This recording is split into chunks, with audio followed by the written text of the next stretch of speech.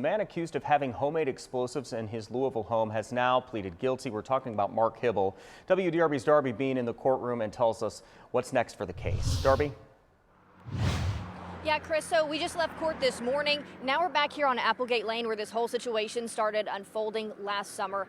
Emergency officials said they found dangerous chemicals inside homes here. This one on the corner has been cleaned up, and the one that was next to it has been completely demolished. They say Marc Hibel was squatting in this one and he owned that other property.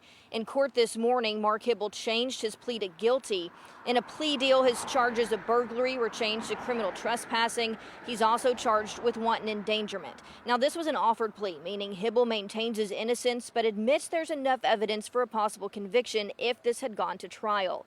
Officials said Hibel lived at the home, like we said, here on Applegate Lane and was squatting at the one next door. According to court documents, there were explosives and massive amounts of chemicals.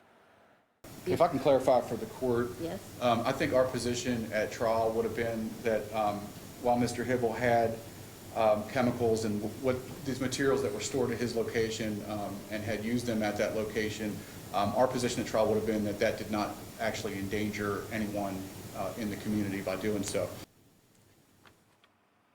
Both the prosecution and the defense tell us they're not going to talk on camera until after sentencing. Now, it's unlikely Hibel will end up in jail once he's sentenced and will instead be put on probation. That's what the Commonwealth is recommending, as long as he doesn't violate probation and continues mental health treatment. That sentencing is scheduled for early November. We'll continue to follow this today and bring you more details at 4 o'clock.